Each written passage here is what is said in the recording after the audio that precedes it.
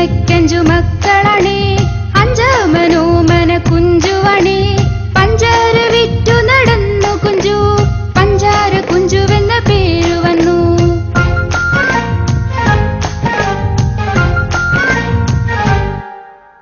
കുഞ്ചിയമ്മയ്ക്കഞ്ചു മക്കളാണേ, അഞ്ചാമനോമന കുഞ്ചുവാണേ. പഞ്ചാര വിറ്റു നടന്നു കുഞ്ചു, പഞ്ചാര കുഞ്ചുവെന്ന പേരു വന്നു.